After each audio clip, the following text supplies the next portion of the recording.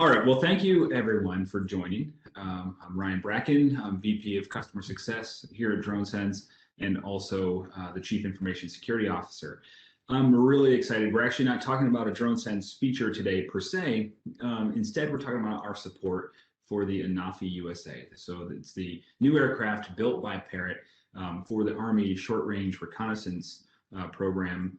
But they're also offering this aircraft available for public safety and other uses that fall in line with that type of aircraft. So I got to fly it pretty extensively yesterday. Did capture some video, so I'll be excited to share that with you all. And we'll just talk about the system as it is and how it works on DroneSense. So and it's just me today. So you're stuck with me talking through this whole thing. So let's switch over to slides. Okay. So again, we're DroneSense. If you haven't used our products before, if you don't know anything about us, there's lots of material available. We aren't going to go through a full demo of every component today, but I am going to show you how the Parrot Anafi USA works on DroneSense, and we're pretty excited about it. Okay, so as an overview, DroneSense offers really three primary components, and that is the flight control interface for the pilots. We have an operational capability we call Ops Hub, so real-time streaming, telemetry information for emergency operation centers and remote viewers. And then we have the whole administrative side where all of your flights are logged, your hours are tracked, and the aircraft data is all being collected. So the Anafi USA, we're really excited to talk about support for that. This aircraft is becoming more and more available in the market. It's very small. It's actually surprisingly small. When you see it, for all the capabilities that it has, it's only 1 pound. It's built to be durable and secure and have a high quality payload. And I really feel that in this case, Parrot came through in all three components. So it weighs about 1 pound. Maximum transmission range is quoted as 2.5 miles. Not pushed it out that far. Maximum flight time, you'll actually see the number 32 pretty much all throughout this for some reason. Maximum flight time is 32 minutes. I've not pushed it out there, but I have done some longer flights on it and can say it does have some very good legs. Maximum speeds, 32 miles an hour. Maximum wind persistence, and I really tested this yesterday. We flew in some very strong gusty conditions. Is quoted at 32 miles per hour, and I do not doubt that one bit. Operating temperatures are very wide, minus 32 Fahrenheit. So for those of you up in the north, should be a great aircraft for you, and up to 110 degrees Fahrenheit. Now they actually say in the manual that there's no limitation to takeoff temperatures. That's not sure what kind of max temperatures it can really withstand. But it's also IP53 rated for water and dust ingress. So on a rainy day, should also still be able to fly this aircraft.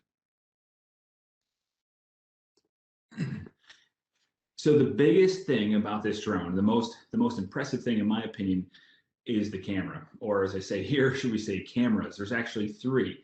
So there's the electro-optical cameras. You'll see on the left side of the camera body, as you're looking at it, top and bottom, those are two electro-optical cameras. One is really the same as is already in the Anafi 4K. It's a great camera, good resolution, 21 megapixels, pretty wide angle view, so 84 degrees field of view. And then below that is the zoom camera, and that allows up to 32x zoom. I'll show you a video today of a flight I did yesterday. The camera really is outstanding. And then on the IR side, so on the right-hand part of the camera as you're looking at it, is that FLIR boson sensor. This is a 320 by 256. Pretty good trade-off between small size and compact, lightweight and good capabilities. One of the things that Parrot has done, which I think is great, is they do have an overlay, what we would call MSX or multispectral mode, where you can see the thermal over top of the electro-optical, and as you zoom in, it maintains its pixel-to-pixel orientation, which I think is great. So, as I mentioned, I'm also the Chief Information Security Officer for DroneSense, and as you can imagine, this is it's very important to me to work with secure systems. The Anafi really comes through in spades from the security perspective. It's manufactured here in the U.S. in Massachusetts. It's got great SD card encryption, so it's got AES encryption. So if you do lose the drone, that is still going to be those photos and videos that you've captured are still going to be protected on that SD card. The Wi-Fi is secure, so you use WPA2 encryption for the Wi-Fi connection between the ground, between the controller and the drone. So authentication encryption is really strong between those two devices. Firmware is secure. Trusted standards are used across the board, so they're not rolling their own in terms of video streaming or the encryption architecture for the Wi-Fi. If you are impacted by GDPR, so if you're in Europe, they are GDPR compliant, and I've talked with them about that. Which is of course an important part of operating in Europe. And I think one of the most important things here is the flight data itself. If you're flying under DroneSense, your flight data will be in DroneSense, so stored here locally in the U.S. And also on the drone, but it's not going back to Parrot without you specifically consenting and intentionally sending it to them. So very secure platform. And the great thing about the Anafi USA is that it's fully supported in DroneSense. You can stream video to remote viewers. You can fly autonomous missions, log all your flights automatically, and track all of your hardware. So you'll see on the lower part of the screen there on the left is the flight control interface. And on the right, all of that data is flowing just like any of the other aircraft. If you're already flying DJI or Autel, this is going to work exactly the same way. You're going to connect a drone for the first time. We'll capture all that information and be part of that hardware package for you. All right, so I'm going to show a video of. It's going to be a challenge for me to show the video from my screen. So I'm going to show a video that I captured yesterday, which I think is a nice overview of the capabilities of the platform. So here you see we're starting off in thermal mode. So this is that overlay I'm talking about. That Fusion, it's actually a Fusion palette that's up there right now, is overlaid with the electro-optical camera. So I'm going through the pre-flight checklist here. And again, back here to that thermal, I'm going to switch palettes. And, well, actually, I'm going to general settings here. Always a good idea to check return to home altitude. So I'm setting my min return to home altitude up to about 100 feet. There's no obstacles over 100 feet here. And I'm also trimming that max altitude. There's an airport not too far away, so I'm bringing that max altitude down to 350 feet. And you can also see geofence restrictions down there at the bottom. So we can turn max geofence on if you want to, and set a geofence of up to a couple of miles. You can also configure a lot about this aircraft. You can max inclination, degrees, speeds. You can turn on and off bank turns. Really very highly configurable. And so here we are back on the screen. We can see that overlay. Pretty nice top and bottom. The parallax is nicely handled by this. You can see we can adjust the parallax so the overlay is nice and tight for a given object at a certain distance. You can see another Anafi USA coming into land here during my video. And then I'm going to switch the palette settings from Fusion. I think I go to maybe to Rainbow. Anyway, lots of different palettes and tremendously configurable camera system on this aircraft. So now I'm switching over to the visible camera mode. You can see there is a slight delay during switching. So if you're in the middle of doing something critical, try to anticipate ahead of time what you're going to need in terms of which camera. When you do switch to visible, you will get a little bit of delay there. All right, so taking off. You're going to see me in the lower right-hand corner of the screen here. You're going to see me turn toward the tree. Importantly, if I drive forward here, I'm going to hit the tree because there's no obstacle avoidance with this aircraft, which is both a good thing, of course, and a challenge. So I have to be thinking about that tree. I'm going to get up above it and then fly on. So downside is, of course, if you point the aircraft into something and press forward, you are going to hit that thing. The nice thing, though, is this aircraft does very well inside. It does not need GPS to fly. It will fly without GPS just fine. And it's very simple from that perspective. When you take off, it will take off. And when you push it forward, it's going to move forward, even if it's through a narrow passageway or something like that. So great aircraft overall for tactical environments. Okay, so I've now gotten over the field. I'm up to an altitude of about 65 feet. And now I'm going to show you the zoom capability. I'm looking at the entrance of that driveway. There are some brick structures. And so I'm going to zoom in on that. Of course, as we zoom in, I'm now about 5x, continuing to zoom in 15x now, and on to the full capability of about 32x. So you can see that for such a small aircraft, a 1-pound aircraft, being able to zoom in that far offers extraordinary operational flexibility. This is a very quiet drone. So when you're up flying, as soon as you're a few hundred feet away, it is almost impossible to hear it, particularly on a very windy day like I'm flying in here. One thing I'm going to do now is it's gusting. I'm not sure what the full gusts are, but they're definitely over 20 miles an hour. Very unsteady wind conditions. So for a small drone, I think this is a great test of its stability in this type of environment. So now I'm coming down and I'm going to fly relatively close, get probably 20 feet away from that structure. Maybe this is an inspection I need to do, or perhaps it's a object of interest, either for fire or for police activities. And so I'm going to do a very poor orbit around here. You'll see my technique is not great. First time really getting my hands on the sticks here. I'm not flying the most steady orbit in the world, but it gets the job done. So I'm coming around the corner, and you'll see a sign, which at this distance is impossible to read. So I'll get over so I'm squared off a little bit more. You'll see from this distance on any normal system, you're not going to be able to read that sign. So instead of flying closer to it and potentially causing some sort of problem, I'm just going to zoom in. And you can see zooming all the way in there. I don't actually make it all the way to the full zoom capacity of the aircraft. Yeah, you can easily read those lettering, the letters, and now along the bottom of that, you can see the black and red. I could just push exposure control on the camera, and we'd be able to read those letters as well. So yeah, very stable in these tremendously gusty conditions. Very impressed for the overall size of the aircraft, its ability to tolerate those wind conditions.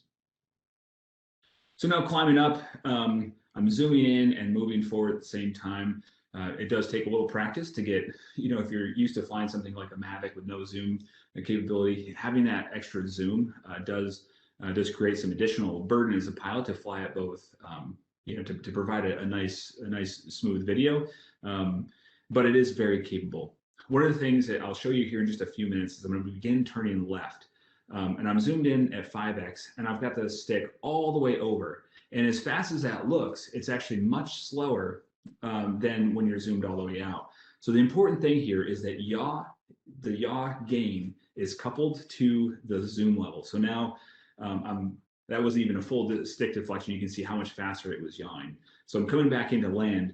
It's very important that you zoom all the way out before you come into land. Otherwise, you're going to lose yaw authority, because it's going to assume that you're trying to look at something through the camera. If you're zoomed all the way in, it slows those gains down quite a lot, so that you're basically so that you have a more controllable view when it's all the way zoomed in. So overall, I was very impressed, particularly if you look at the branches blowing up there.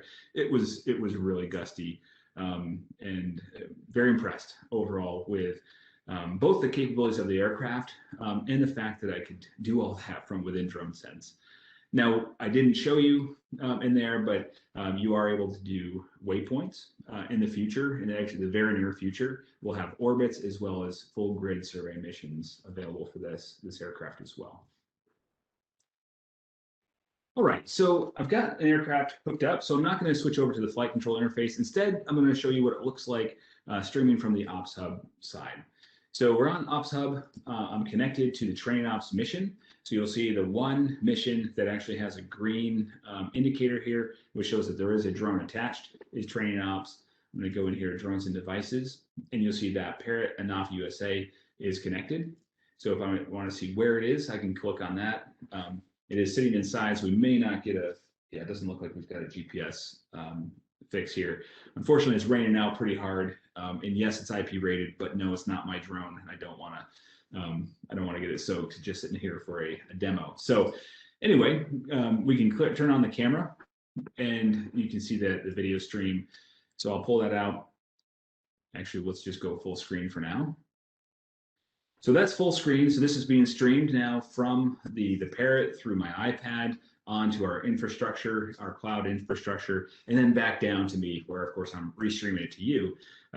So very low latency. I'm just impressed with the quality of the video for such a small aircraft. And then on my side, if I start zooming in, of course I can move the camera up and down. And these controls, you can see it's quite sensitive when it's zoomed out. When I zoom all the way in,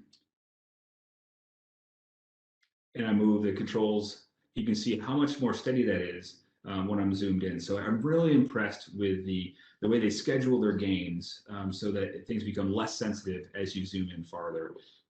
So that's been great. And despite looking through a whole bunch of rain, it's very high quality imagery here.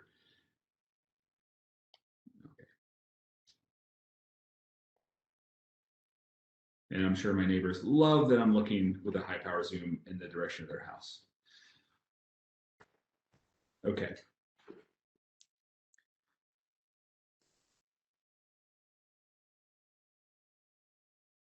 Okay, so back to normal mode here. This is the way most people end up using the platform. I'm going to hide you have, of course, all of your map controls here. So all the stuff that we normally offer throughout the DroneSense platform is all available for the Anafi USA as well. We can turn on thermal. Unfortunately, I'm looking through a painted glass, so it's not going to look great. It's not going to be well connected there because you're looking through an opaque surface for thermal. But all those features stream through DroneSense just like all other aircraft would be. Okay. All right, so I think that's good for Ops Hub. What I want to do now is just show you, just like all the other aircraft that you're used to using, so your DJI and Autel aircraft, and Anafi USA, every time you fly, it's going to show up in your flight submissions, just like you'd expect it to. So did a whole bunch of flying yesterday. So I think, let's see which one might be the flight that we just looked at. It might be this. Yeah, I think it's this one. Okay, so let's click on that flight. So this is the flight that I recorded the video from. And again, that video was not recorded from the SD card, which would be actually even higher quality. That was just a screen recording of my iPad during the flight. So really impressive camera quality. So this is the flight that we did. So you can see that. You can export this flight path just like you would any other drone you might be flying. So in GeoJSON, GPX, or in KML format. I generally will download these in KML and display them in Google Earth is often how I'll look at that. So every flight is being captured, start and end times, your total distances and altitudes. You can see that my pre-flight checklist was done. So those of you who are not doing your checklist before your flights, just remember, we now have this in here. It displays whether the checklist was completed or not. So if you haven't completed your checklist, it will show up as none there. Just something to keep in mind. Weather report is saying wind was 12 miles an hour. Of course, this was not being taken at the location where we were flying. This is just a nearby weather station. But yeah, those directions and the general speed about 12 miles an hour I think was good, probably gusting at least to 20 miles an hour, at least where we were. Okay, so then hardware, the crew, the hardware, everything is automatically recognized, your batteries, your drones. So instead of having to type in serial numbers or anything like that, a fully supported aircraft like the Anafi USA, you end up with all that stuff happening automatically. So you've got the battery logged, the one that we use, the drone serial number captured, as well as in this case, iPad that I used to fly it.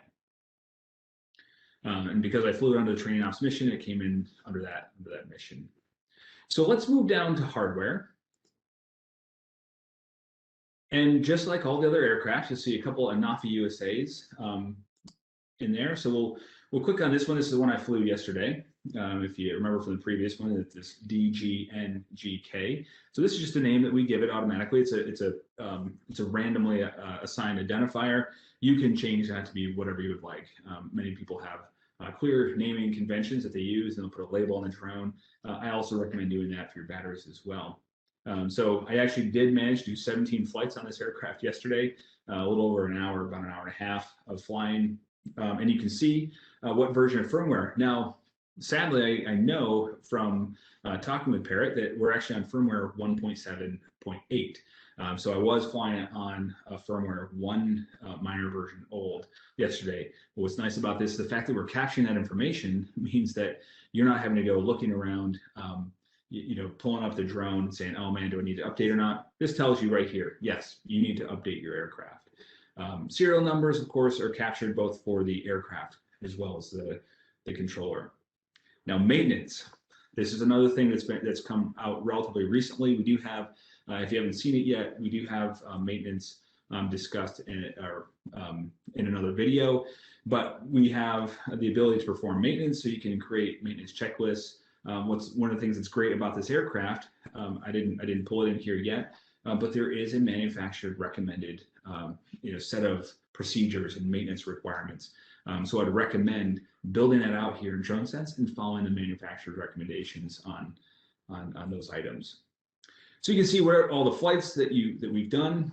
This one was an autonomously flown mission. You can see I don't fly that straight, so I put 4 waypoints in here. I took off and flew to this point, and then engaged that waypoint mission. So it flew autonomously all the way there, it came back, and then landed itself, and it did that quite beautifully. We really flew very well autonomously, again, despite the windy conditions. Again, all the information we talked about is all being captured each time we fly. So let's go back to hardware again and go over to batteries. So each time you fly, each time you connect to a new piece of hardware, it's gathering all that information off that, and that includes, of course, batteries. For any of these drones, now for something like an Anafi USA, I think Parrot is recommending about 4 drones per aircraft, and that will get you 2 solid hours of flight time, and still have a total deployment package of only maybe 3 pounds, including all the batteries and the drone. So these batteries are smart batteries. They deliver the serial number, life remaining, and other types of data associated with its use.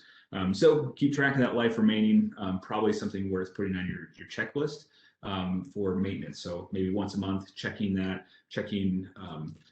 it's still within whatever your limits are for life remaining. And again, all pieces of equipment should be subject to some sort of maintenance log. Now, I have no maintenance requirements for this built in yet, but it's definitely something that you'll want to use. Each piece of equipment should have at least some kind of checks, whether those are monthly, quarterly, some type of check to make sure they continue to work the way you expect them to. Okay. So that's really the Anafi USA in a nutshell. I can see where we're running up on time here. What I'm going to do is, I guess I'll stop sharing for now. So, as you can tell, I was very impressed getting out to fly yesterday with that aircraft. Conditions were pretty bumpy. And I was reticent to fly at first, but after seeing the aircraft fly a couple of flights in those conditions, it handled it very well. No issues to speak of at all. So I think the integration I'm very pleased with from the DroneSense side, and at this point wholeheartedly recommend any of you who are considering buying new aircraft to throw that into your list of aircraft to consider. Now, just as a point of comparison, do not expect an aircraft like this to compete with something like a new M300, a drone that weighs probably 10 to 15 times as much, all kitted out, much more expensive, obviously, but with much larger cameras, much larger components. Of course, it's going to be steadier, particularly when you're zoomed way in. You're going to get a better, more stable picture with some of these really big drones. But the thing that I think I was most taken back about with this aircraft was the ability to fly in a way that you have minimal visible and acoustic signature. It's very quiet, it's very small. You can definitely fly far enough away that is virtually undetectable and still be close enough with that 32x zoom to provide a very usable image. The other thing about it is just the sheer speed in getting this aircraft. I've not flown any aircraft that can be up in the air as quickly as the Anafi. Even before it's got any kind of GPS fix, it will allow you to take off. Now, whether you think that's wise or not, yeah, that's part of your training and operational restrictions. But out of the box to in the air to providing a good quality product for whomever you're supporting, it's very hard to beat this aircraft. So hopefully that's helpful for you all. I definitely enjoyed flying it. Yeah, and I'd recommend you give it a shot.